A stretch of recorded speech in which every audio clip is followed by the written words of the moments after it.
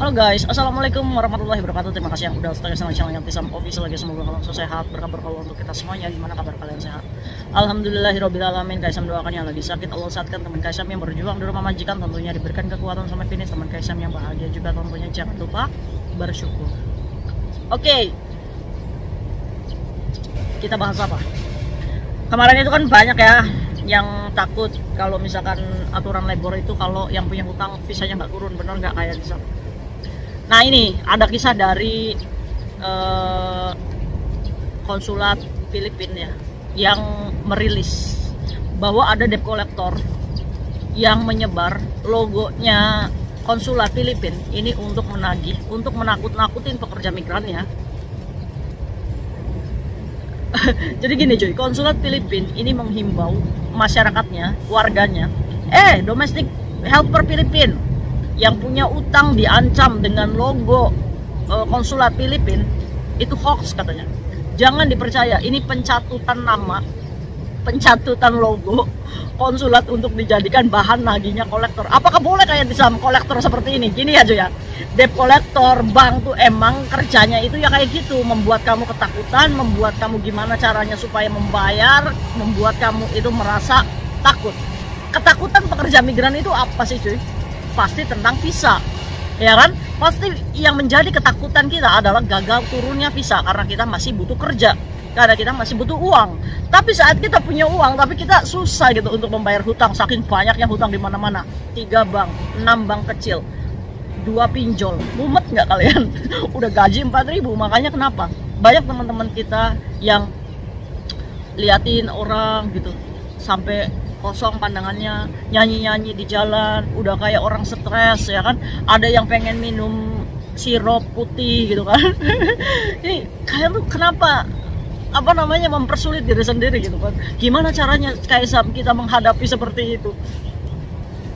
Yang penting kalian itu harus selamatin dokumen, udah itu aja. Kan saya mau ngomong kalau misalkan kamu terminate, selamatkan dokumen, kamu datang ke rentenirnya, ini saya dipecat, setidaknya kasih uang pokoknya aja, itu dokumennya udah bisa ambil coy. Kalau nggak bisa amat nih ya, kamu nggak dapat uang terminate dan kamu juga nggak bisa pulang, udah lari aja ke KJRI. Pak, saya pulang ke Indonesia pak. Kamu cuma butuh tiket pesawat untuk 1 minggu ke depan, bikin SPLP dan pulang, udah. Ini KJRI ya, nggak kayak konsulatnya Filipina. Kalau Filipina ini menjadi garda terdepan untuk melindungi warganya gitu. Jadi nggak usah takut, Kamu kalau misalkan ditagih debt collector, udah yang penting kamu kerja aja yang bener di situ di majikan.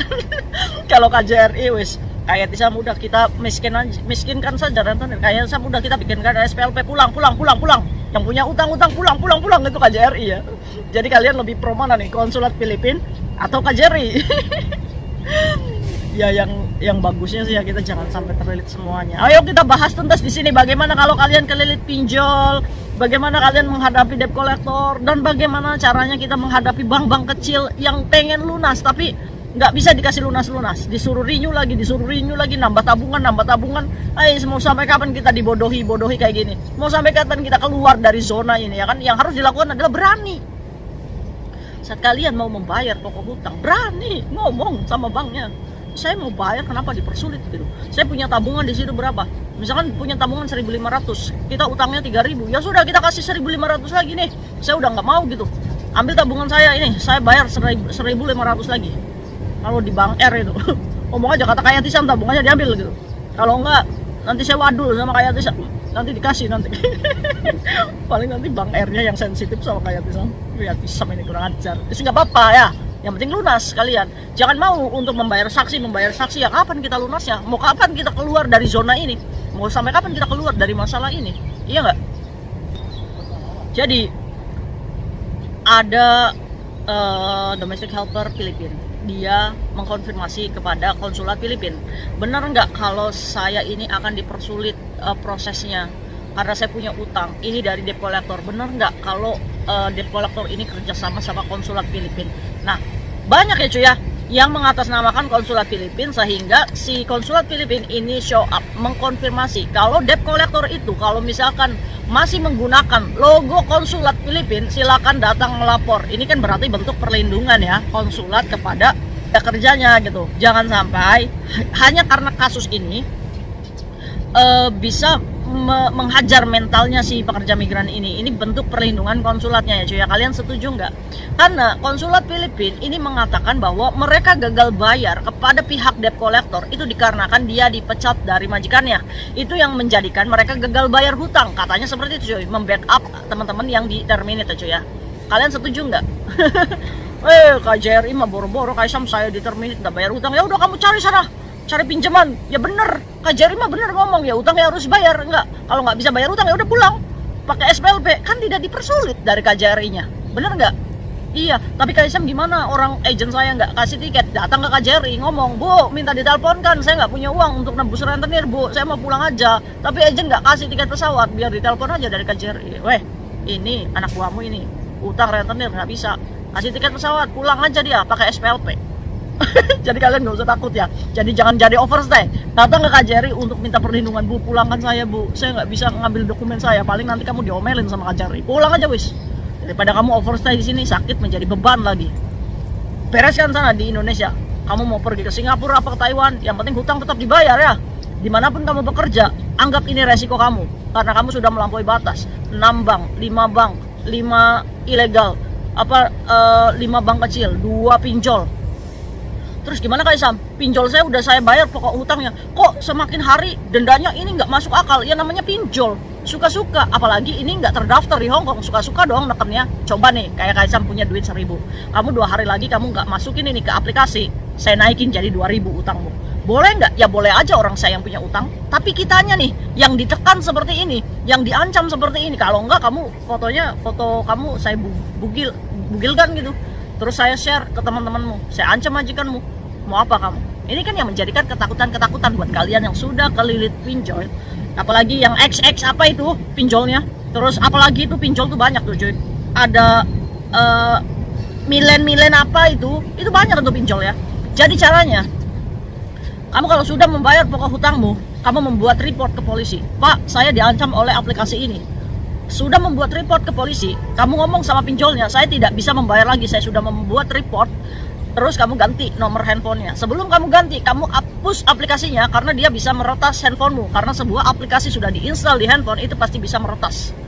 Jadi dokumen-dokumen kamu yang di handphone pinjol ini bisa menguasai dokumen kamu cuy. Maka dari itu, jangan main pinjol. Kamu ini, nggak ngerti aturannya tapi sok pinter gitu kalian itu. Nggak apa-apa, lumayan dapat pinjaman 1.500, tiba-tiba 2 hari jadi bengkak 3.000.